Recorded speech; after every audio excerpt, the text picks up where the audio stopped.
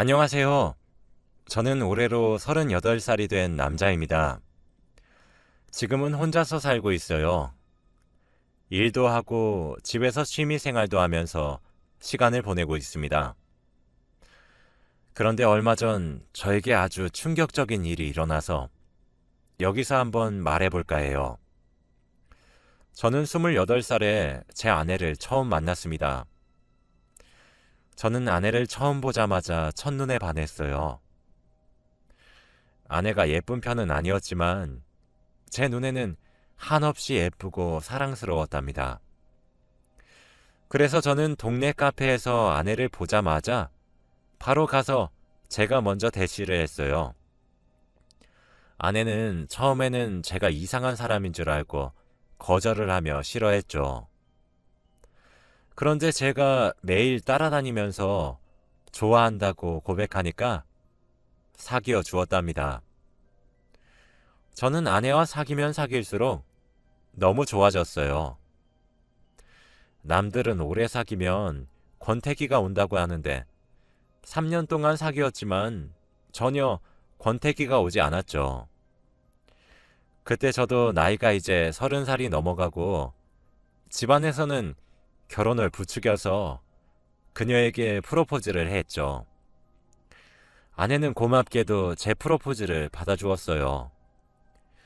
아내는 승무원이었고 저는 자동차 정비소를 운영하고 있는 평범한 남자였죠. 돈은 잘 못 벌었지만 어릴 때부터 수입의 대부분은 저축을 하고 살았어서 모아둔 돈이 또래보다는 많은 편이었죠. 하지만 아내의 단점이라고 하면 단점이라고 할 수 있는데 아내는 모아둔 돈이 전혀 없었어요. 스트레스를 받으면 소비를 하는 걸로 풀기 때문에 항상 쇼핑을 했고 월급 받으면 대부분을 다 옷 사고 가방 사고 하는데 다 써버렸죠. 그래도 그때는 콩깍지가 씌었는지 아내의 그런 모습도 예뻐 보였답니다. 제가 더 많이 일하면 된다고 생각했어요. 그런데 저희의 첫 트러블은 결혼 준비를 하면서 일어나게 됩니다. 결혼 자금이 생각보다 많이 들었어요. 대출을 받아도 부족했죠. 대부분은 남자가 집을 사고 여자가 혼수를 사잖아요. 저는 어느 정도 모아둔 돈이 있었기 때문에 대출금을 조금 보태서 집을 살 수 있었지만 아내는 모아둔 돈이 전혀 없어서 혼수를 장만할 여력이 없었죠. 그때 저는 결혼이 너무 하고 싶었기 때문에 제 친구들한테까지 돈을 빌려가며 겨우 혼수를 장만하고 결혼식을 올리게 되었죠. 저는 결혼 전에 돈을 많이 벌어서 우리 아내 돈 써도 부족함 없이 살게 해준다고 했어요. 그런데 아내는 제가 아무리 열심히 벌어도 못 채울 만큼 쇼핑을 하기 시작했죠. 여보, 이거 어때? 이 가방 신상인데 너무 예쁘지? 그런데 이렇게 물건을 사는데도 한 번도 제 물건을 사준 적이 없었죠. 그래도 승무원은 저보다 돈을 더 잘 벌었기 때문에 그래도 이해를 했습니다. 아내는 비행을 하는 동안에는 쇼핑을 하지 않았죠. 아내는 일주일 중에 많게는 4일은 비행을 한다고 집에 잘 오지 않았어요. 그래서 제가 혼자 있는 시간이 많았죠. 처음에는 너무 외로웠고 이게 신혼부부의 생활이 맞나 싶었지만 사람은 적응의 동물이라고 이것 또한 적응을 하더라고요. 그런데 어느 날 우편을 확인하니 제가 모르는 카드사에서 우편물이 왔더라고요. 저는 다른 집 우편물이 저희 집에 잘못 들어왔나 싶어 확인해 보니 저희 집 것이 맞았죠. 이름은 제 이름으로 되어 있었습니다. 저는 카드 가입을 한 기억이 없었는데 말이죠. 그런데 카드 값이 자그마치 300만 원이 찍혀 있었습니다. 저는 한 번도 그렇게 큰 돈을 한 달 동안 쓴 기억이 없었거든요. 저는 아내가 의심스러웠죠. 우편을 확인하자마자 화가 머리끝까지 나서 아내에게 전화를 했지만 비행 중이었는지 전화를 받지 않았어요. 그런데 카드 사용 내역을 보니 백화점, 쇼핑몰 등등 전부 다 아내가 쇼핑을 해서 물건을 가지고 왔던 곳이었어요. 저는 이 돈을 어떻게 다 갚아 나가야 할지 막막했죠. 그때 아내가 전화가 왔고, 왜 전화했어? 라고 하더라고요. 이 카드 뭐야? 카드 값이 300만 원이나 나왔어. 그래? 내가 이번 달에 쇼핑을 좀 거하게 했나 봐. 미안. 근데 여보, 갚아 나갈 수 있잖아. 저는 뻔뻔한 아내의 모습에 화가 났어요. 내가 네 카드값 갚아주는 사람이냐? 그리고 왜 명의를 내 걸로 신청해? 난 절대 안 갚을 거니까 네가 다 갚아? 라고 하며 전화를 끊었죠. 저는 정말로 카드값을 갚아줄 생각이 전혀 없었답니다. 이렇게 힘들게 돈을 벌어서 스스로 갚아나가야 나중에 이렇게 과소비하는 습관을 고칠 수 있을 거라고 생각했죠. 그런데 한 달 뒤에 모르는 전화번호로 전화가 오는 겁니다. 이민수 고객님 맞죠?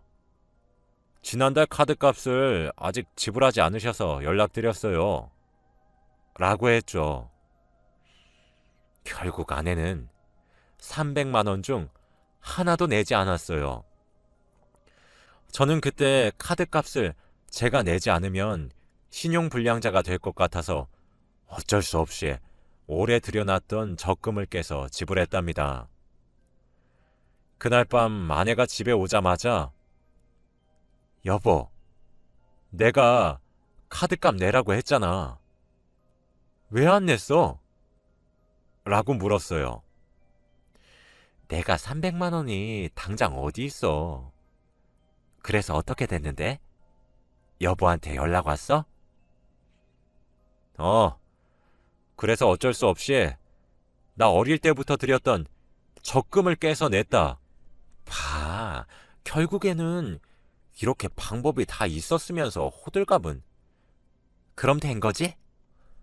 저는 저한테 고맙다는 말 한마디도 없는 아내가 너무 미웠습니다. 저는 돈을 벌기 위해 잠을 4시간만 자고 하루 종일 일을 했어요. 몸도 너무 힘들고 지쳤죠. 그런데 제가 그렇게 옆에서 힘들게 돈을 벌고 있는 모습을 보면서도 아내의 쇼핑 중독은 멈추지 않았답니다. 여보, 이거 둘 중에 뭐 살까? 돈이 어디서 나서 자꾸 산다고 하는 거야. 다 방법이 있으니까 그런 거 물어보지 말고. 또 내 명의로 카드 만들고 사려고? 왜 내 걸로 만드는 거야? 네 걸로 만들어. 나는 진작에 했지. 근데 이제 나 신용불량자 돼서 카드를 안 만들어주더라. 저는 그날 처음 알았어요. 아내가 신용불량자라니. 월급은 정해져 있는데 아내의 씀씀이는 날이 갈수록 커져갔습니다. 이러다가는 저도 정말 죽을 것 같더라고요. 그래서 아내 몰래 아내의 월급이 들어오는 계좌를 제 계좌로 바꾸고 아내가 돈을 쓸 수 없게 했습니다. 아내한테 예전에 주었던 카드도 신용카드에서 체크카드로 바꾸어 한정된 돈만 쓰게 했죠. 카드를 건네주면서 여보, 앞으로 이 카드 쓰면 돼. 라고 말했어요. 이게 뭐야? 이거 체크카드 아니야? 이제 내가 용돈을 줄 테니까 그 안에서 사고 싶은 건 다 사. 그리고 사고 싶은 게 있으면 돈을 차곡차곡 모으고 당신 미쳤어? 내가 용돈을 받으면서 어떻게 살아? 당신 결혼하기 전에 나한테 뭐라고 했어? 자기가 돈 많이 벌어서 나 부족함 없이 살게 해준다고 했잖아. 지금 그 말 다 거짓말이야? 나 그럼 사기 결혼 당한 거니? 난 그때까지 당신이 이렇게 돈을 많이 쓰고 다니는 여자인 줄 모르고 한 말이야. 한동안은 이렇게 용돈 줄 테니까 조금 나아지면 신용카드 줄게. 아내는 나중에 카드를 돌려준다고 하니 다시 조용해졌죠. 그런데 그날부터 집안에 있는 물건들이 하나씩 없어지는 겁니다. 처음에는 그릇이나 커피포트처럼 작은 것들이 없어지더니 나중에는 TV와 제 옷장에 있던 옷들도 없어지더군요. 여보, 나 여기 있던 검정색 니트 못 봤어? 내가 어떻게 알아? 잘 찾아봐. 그러면 내 패딩은? 그건 진짜 아무리 찾아도 안 나와. 나도 몰라, 여보. 처음에는 옷을 제가 못 찾은 줄 알았죠. 그런데 정비소에서 일을 하던 도중 손님께서 제 패딩과 똑같은 패딩을 입고 있는 겁니다. 패딩이 흔하다고 할 수 있지만 저는 오른쪽 팔꿈치 부분에 수선을 한 자국이 있어서 제 것이 확실했죠. 그래서 손님한테 손님, 이 패딩 어디서 사셨어요? 너무 예뻐서요.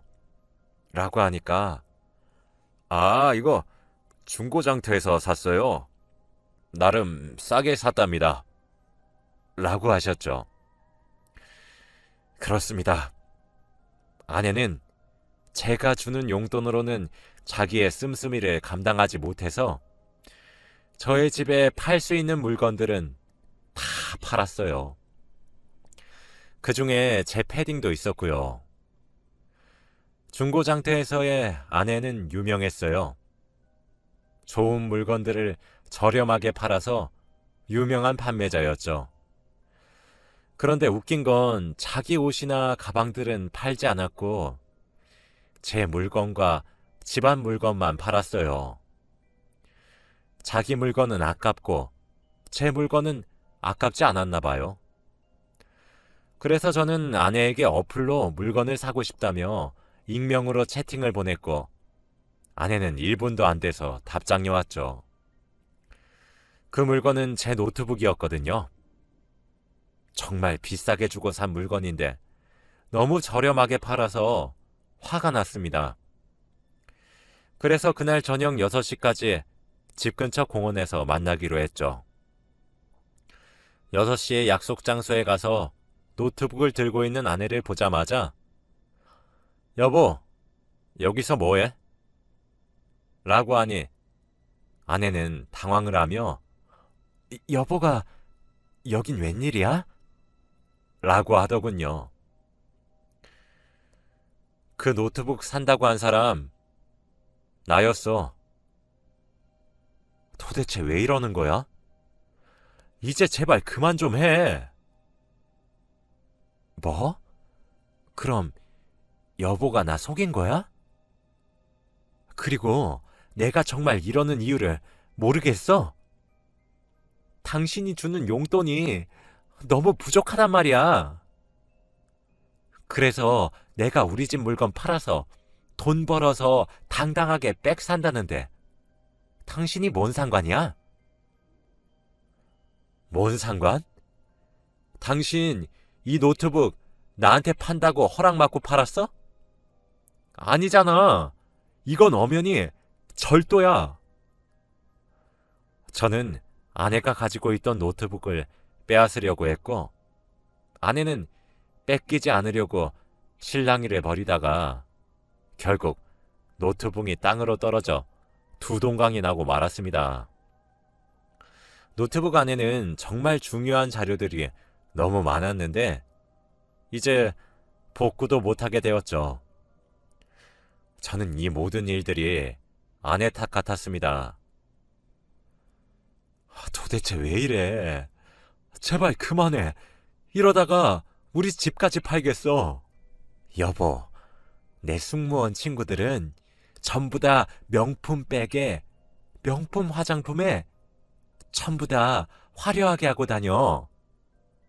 남편이 다 좋은 직장에 다녀서 해준다더라. 그런데 나는 여보한테 쥐꼬리만한 용돈 받으면서 살아야 돼? 진짜 부끄러워 죽겠어. 이렇게 돈 못 버는 남자랑은 못 살겠어. 저는 아내가 자기 친구랑 비교하는 모습을 보고 조금 미안했어요. 제가 능력이 없는 탓을 했죠. 여보, 미안해. 내가 잘못했어. 내가 결혼 전에 부족함 없이 살게 해준다고 했는데 그 말을 못 지켰네. 미안해. 아내는 제 사과에 조금 진정이 되었는지 화해를 했고 같이 집으로 돌아갔죠. 그날 밤 아내가 씻고 있는 동안 저는 안방 침대에 누워 휴대폰을 보고 있었습니다. 그런데 아내의 휴대폰에서 알림 소리가 들려 우연히 보았죠. 느낌이 이상해서 확인해 본 내용은 충격적이었습니다. 2시에 다른 남자와의 데이트 약속이라니. 그것도 저보다 훨씬 나이가 많은 남자였어요.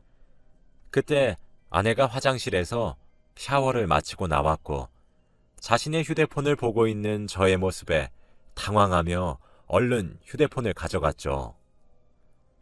왜 남의 휴대폰을 함부로 봐?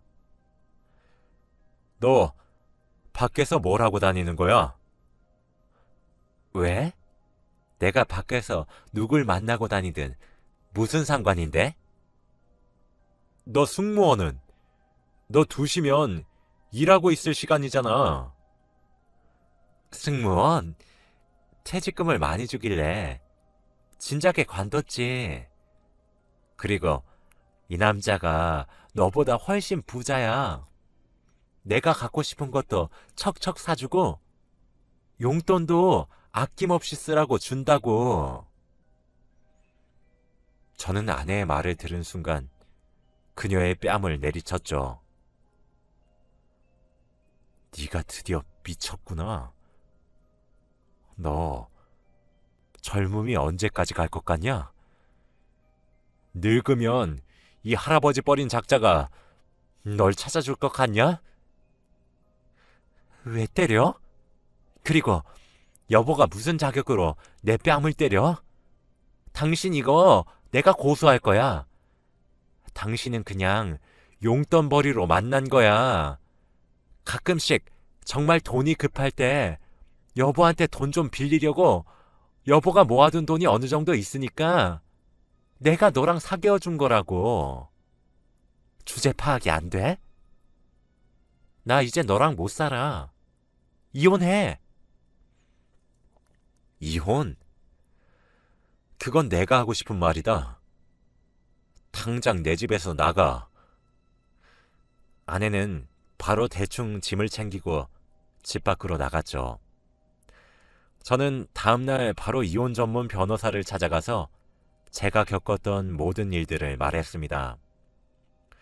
저는 아내에게 청구할 수 있는 위자료는 최대한 많이 청구하기로 했어요. 결국 저는 이혼 소송을 진행했죠. 그런데 아내는 연락을 받지 않았습니다.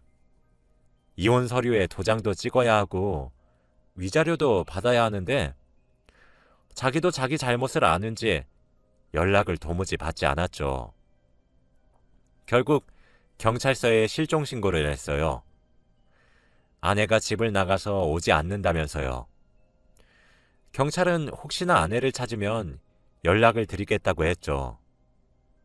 그런데 한동안 연락이 오지 않았어요. 그렇게 한 달이 지나도록 아무런 연락이 없었습니다. 그런데 다음 날 경찰에게 연락이 왔습니다. 저기 이민수님 맞으시죠? 네, 맞아요. 아내 찾으셨나요? 네, 찾긴 찾았는데 경찰서로 지금 얼른 오셔야 할 것 같아요. 경찰은 떨리는 목소리로 말을 했고 저는 얼른 경찰서로 갔답니다. 그런데 민수님, 죄송합니다. 아내분은 시신으로 발견됐어요. 네? 도대체 왜요? 경찰의 말을 들어보니 아내는 그 남자를 만나면서도 돈이 부족했는지 사채까지 썼다고 해요.